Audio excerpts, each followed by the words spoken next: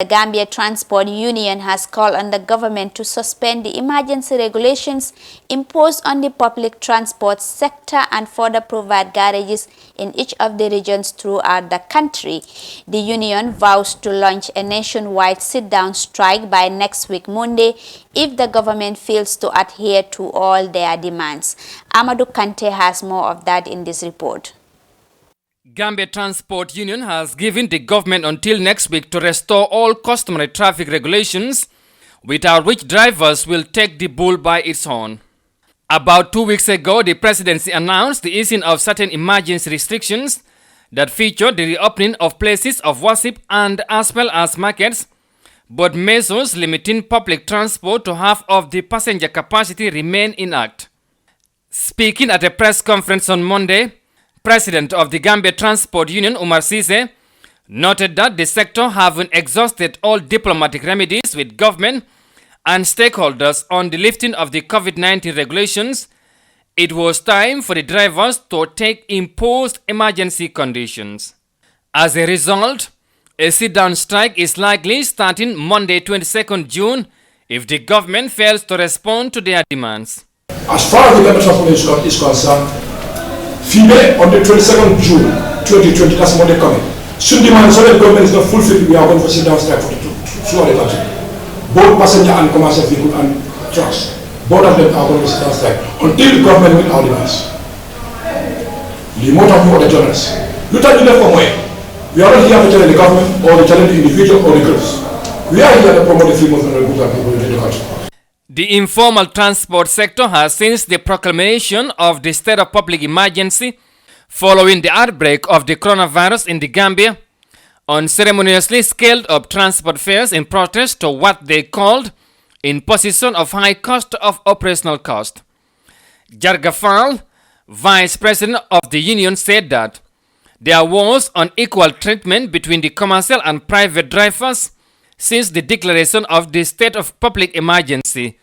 on point that enforcement is stricter on the former. He said their decision is not aimed at challenging the government, but rather a move to call attention on the welfare of the commercial drivers. Driver yi ñoo njëkk a ñëw jooy seen bopp Gambia Transport Union xam nañ pour taxawal driver yi ñu dimbalante wax ak nguur suñu mën a dimbale si li ñu wax salaamun xayran suñu mën a dimbale suñu wax ñu toog defuñ ko pour saboter defuñ ko pour dara ñu toog because gannaaw doo am lu yóbbu sa kër nga toog sa kër moo gën. Like many other sectors,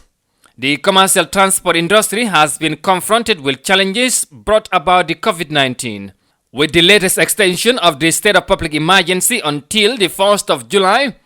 it is not clear whether the government will make a U-turn in the consideration of the ultimatum given by the leadership of the country's transport union. Reporting for Africa News, I am Amadou Kante. Thank you very much, our very own Amadou Kante, for that report. Gambia Transport Union ñoom tamit jóg nañ wone seen naxari lu nekk di happen recently. Gis nañ ne Barrow dafa extend the state of public emergency to another 21 days. Waaye balaa mu ko doon def sax last state of public emergency bi balaa mu doon jeex sax moom dafa declare ne places of worship moo nekk church yi ak jumaa yi ak marché yi nañ ubbi. Waaye loolu ba léegi restriction boobu noonu transport sector bi affected ko. Waaye driver yi lu nekk di wax moo nekk ne Barrow na ease transport restriction bi comme nu ko defee si marché yi ak si jumaa yi. If not, gars dañoo embark on a sit down strike next Monday. Waaye like seen analysis foofu noonu fu ma bugg a ngeen ñëwee moo nekk ne rek like looking at what is happening in the transport sector recently dañoo gis ne maybe driver bi nga jógee Costa Road bugg a ñëw fii Wellingara sa ñu charge la $10 or even from one junction to another ñu la $10. So it's like ñoom ñoo yokkal seen boppa pass and loolu noonu mu ngi affect nit ñi nga war a dem Westfield nga fay ñetti to ñeneenti pass yooyu noonu. So lii yëpp mu nekk loo xam ne like mu ngi disturb nit ñi te lockdown bi daal dafa xaw a andi jafe-jafe si nit ñi. So seen jàngat si loolu noonu seen analysis si lu nekk di happen every day ñu si trafic bi ñu ngi gis lan moo nekk di happen foofu noonu. Waaw traffic bi ak transportation ak fares and everything di bu coronavirus bi ñëwee si askan bi la wee bi gën a heavy parce que président bi déclaré na ne ku doon jël 14 passengers da nga jël 7 ku doon jël 4 passengers da nga jël 2 waaye gis nañ ne taxi ñoom 3 lañ dee jël still ba pare comme dafa nekk lu nga xam ne van drivers yi dañ méttil affaire bi ba métti kii mu ngi wax ne doo dee yóbbu dara waaye man loolu I disagree with him parce que da nga dee gis ne man especially su ma liggéeyee ba ma wàcca war a ñibbi guddi su ma fi fekkee la Tabakoto Lamin $25 laa dee fay bu toju dara waaw te da ngaa gis ne time boobu noonu from Lamin to NTC dafa nekkoon $5 waaye léegi dañ ko fix ne $10 waaw ba pare gars yi ñu ngi complain ne police yi government bi is na fair police yi dañ leen dee jàppa di dafa métti si ñoom waaye the thing is ñoom lu ñu war a def mooy ñoom seen boppa ñoo war a gestu si askan bi parce que ñoom paas bi dañ ko yokkaa ba métti si kaw nit yi su lii bi passé lii bi lift down bi wala lu gars yi di propose su dee nangul nañ leen ko ñu jox leen ko su dee nangul luñ ko ñoom paas bi ñoom lu ñoo am right now moo ëpp time boobu lu gars yi daan am si 14 passengers because dangaa jël Lamin Latrikunda wala Lamin Tabakoto soo demee ba Tabakoto nga jëlaati ba Talinding Westfield soo demee ba Westfield mostly léegi bala ngaa moto Banjul sa issue la soo demee Westfield taxaw foofu noonu Joshua ngay dégga dangaa taxaw moto Banjul moom comme fixe la woon dafa mosoon a mel noonu sax waaye the thing is dé buñ defee lockdown bi pass bi dafa métti si kaw askan bi su dee métti na si driver ñu ne la Westfield Banjul $50 waaw su dee métti na si driver si askan bi la gën a métti parce que askan bi ñoo nekk di fay te dog pass bi da ñoom ñoo ko waral mu ngi métti dégg la nag métti na si ñoom lift down bi comme que is nañ this markets and everything war nañoo mun a génne di restriction on the transportation sector because fii nii moom foog ma ne am nañ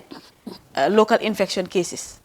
waaye driver yi tamit ñoom tamit dañu war a xam ne su méttee si ñoom tamit métti na si nit yi because ñoom lu gaay di charge nit ñi moo baree bari ba nga xam ne nit ñi seen bopp su yàggee sax duñ ko attan am na solo torop Modou Niang driver yi tamit daal ñu ngi wone seen naxar foofu noonu waaye comme like nuñ ko ñoom luñ nekk di wax moo nekk ne like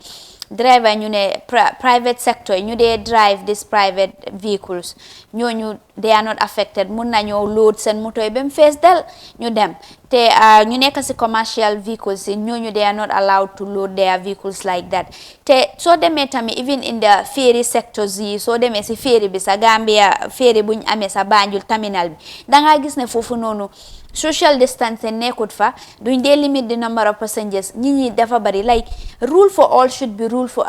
one should be rule for all I think that is loolu noonu dafa important torop in as much as driver yi tamit ñu ngi def loo xam ne like méngoowut ak yoon because ñu ngi su leen neexee te ñu increase passport te ëllëg su leen neexee ñu ne Tabakoto la ñu stop ak all those so lan moo nekk sa jàngat te gaay tamit si seen lii wone nañ ne like ñoom dañ bugga pour nguur gi yokkal leen mu nekk loo xam ne garage because garage yi bariwuñ si réew mi ok pour gaay drive yi ay Tabakoto Latrikunda Talinding fin bu mu nekkee normal pass dañ ko doon def loolu dafa yàgg seen système la but government bi tam nu mu tegee système bi correct was condition yi mu teg drive yi commercial véhicule yi daf ko waroon teg tam borom private bi because aar rek la nekkoon ne borom private bi anytime waa këram rek la moo eb mun na eb ñeneen tam waaye moto rek la ñooñu la daf leen waroon a limite bu ko da ngaa dajeeg private mu eb ba si toogi gannaaw yëpp eb ba pare nga aaye ko borom moto bi soo xel mënul nangu tam nga ubbi jumaa jël 200 something people yow nga fàtte ne noonu nga drive bi 14 passenger bi na eb say bin ba pare kooku mënu koo delloo so loolu tam xel mënu ko nangu time bu ñu génnee bu ñu lift doon ban si yooyu noonu def si dañ si waroon a boole drive yi because ñoo fippu gos tam si askan bi si lifin yi leen bokk si ñi nga xam ne dañ leen tegoon daan si leen bokk drive yi seen yokk paas loolu moom li ñu yàgg nañ koy jooy waaye loolu yëpp government bi moo tegut président bi wax na ko fii transport bi amul loi waroon nañ teg loi bu nga xam ne ni ku galgati loi ba yoon dal sa kaw ku noonu dina doon tane tuuti ku jógee Coast Road war looy stop fële wala ku jógee Tabakoto war looy stop fii foog ñu toog ak ñi nga xam ne ñoo nekk si transport secteur yi den gars yi mun a régler loolu ba nga xam ne dina jaar si yoon wante nag den seetaan affaire yi trop waaye drive itam ñoom ñoo ñu yooxu bu ko seen yooxu dafa jot bu ko sa daanaka ñuñ tënkoon yëpp tënki nañ leen so waaye drive yi te nag côté boobu dañ leen si war a tënk bu ko ñooñu after that nit ñi ñooy ñëw sonnaat right now sax ñi ubbi ko sax mu nekk 14 moo gën because su nekkee 14 people lay bi dina jeex comme kii nu mu ko waxee di war a fay 25 du ñibbi lay bi dootul amat because léegi fu ñu ko bees mooy ne still now ñu ngi ñu bàyyi ubbi nañ juwaay ubbi nañ cooji ubbi nañ jaaka yëpp ba pare ñun seebin la ñuy continuer di eb ba léegi so loolu mu ngee di stop parce que dafa am yu nga xam ne da ngay calculer li moo def ci gannaaw naka la lu muy yaaxa su ëppee lu muy defar so waaw nga génnee ko so yooyu nag dafa des si site transport bi moo tax gars yi yooxu ba pare itam it's normal garage war nañ ko am waaye dama ne loolu xaw na léet because léegi nii suñ ko bëggee def foog ñu jël ay këri nit nguur sóoraalewul loolu spécial yi Gambia ñi sax léegi tey daf dee jafe sax pour ñi am fuñ dëkk sax because mu ngi nii rek yundum bii nii foofu mënoon a nekk garage bu mag boo xam ne ni ku bëgg a dem base anywhere in the world fu mun nga ko pigee mu mel ni garage Dakar bu pompier boo léegi séddoon nañ ko ay député fële jaay neen lii soo da ngay war yow lu fi dëkk bi lu fi war a am amu fi beneen stadium amu fi am bayal bu ñu koo def lopitaan bu mag Banjul rek la fi ak Kanifing amuñ fi ñu koo def suuf su fi nekk ñu ko pasar di ko séddoo soo loolu ana yow ku xalaatul school xalaatul lopitaan bu mag xalaatul stade bu nga xam ne ni stade football dafa bokk si dundi nit ñi léegi nii amuñ stade yi lamba ñun si lamb la ñuy yëngu kooku mbaa dina xalaat garage ak fan la koo def bu dee si région yi sax is better Farafenni wi kan fayen mun neen am location bu nga mun na am parce que foofu moo gën a free base am na base sax mooy loolu daanaka foofu dafa xattam soo yooyu Gambie den si féel ba nga xam ne ni driver yi ñoo nag lijjanti ko te nguur mën na ko mun na dem ut benn place fay ñooñu jël boobu ñu def ko garage man am na solo wax nga foofu lu am solo because I think mbir mi nekkul driver yëpp nekkul tamit nguur gi rek I think ñoom ñoo war a booloo nekka benn ñu make sure ne ñu fight this common problem because fu mu nekka ni at the end of the day comme Mariam nu mu ko waxee ñi la ñoo gën a sonn all the problem bi yëpp si ñi la moo dellu si nguur gi moom mu ngi toog foofu noonu mu ngi gars ñu ngi drive seen flashy cars driver yi ñu ngi drive am seen AC driver yi ñu ngi drive ñu def lu leen neex si tali bi so it like mel ni dëkk bu amul luwaa so dafa nekk loo xam ne dafa doy waar torop da ngaa gis ne like loo wax ne like dafa am solo trop driver yi da ngaa gis eb Latrikunda Tabakoto loolu daf fi lay loolu moom léegi dañ ko defal seen own loi moo tax ma ne driver yi dañ am sañ-sañ boo xam ne dañ dee defal seen own loi te dara du si génn dañ laa toog ñu ne la ne pass $10 la everybody will comply as if ñi xamuñ sa lu xam nga sometimes man tamit dama dee xaw a blame ñi Mariam nit loo xam ne like dégguloo ñu announce ko si TV si radio o newspaper ñu jóg rek benn bés rek pass bi $8 nga doon bugg di fay ñu jóg benn bés rek ñu ne la ne pass $10 o $20 fan lañ ko weer yow loolu lijjantewuloo ko yow kay nga agsi rek xam nga su demee yow benn nit mu def ko ñaar nit mu def ko ñetteel bi dañoo wax ne lii kay is normal te loolu moo nekk di happen ni problème bi di yow yaa mën a dem di lijjanti loolu government moo ko mën a lijjanti soo yow su fekkee yaa ngi dem trafic bu mun a yokku na loolu responsibility government la moo am responsible pour ñëw ne du lii ba ñun tam suñu ministre yi xam nga waxoon nañ ko fii ñoom itam faalewuñ driver yi parce que am na ko si toog fii si ñoom ne ñoom xamul sax seen ministre transport ministre bi xamee ko te xamee ne bu Sénégal bi so loolu rek mooy loolu rek dafa doy waar daal ñu ñëpp a war a dafa mel ni moom daal dafa des xam nga ndax moom transport yi pileen yi fa naa daal ñoo ko gënal den yu moto yi waaye defe ne moom tam buñ toogee bi nga xam ne ni koo xam ne ni moo responsible biir Kaama garage nga xam ne bokk na si bigas garage yi fii si Gambie mu ne xàmmewut ministre bu ko heure bu ñu fa demee koom-koom bunt bi ministre dafa busy nangam dafa busy so loolu jarawaat bàyyi xel ba pare xàmmee Omar Youm bu Sénégal non dafa doy waar lii daal di wax ak ñoom di dajeeg njabootam bi di dajeeg lu nekk di discours wat lii soo demoon ministre yi sax it's not maybe nekku si seen plan sax pour war neen sampa yeneen garage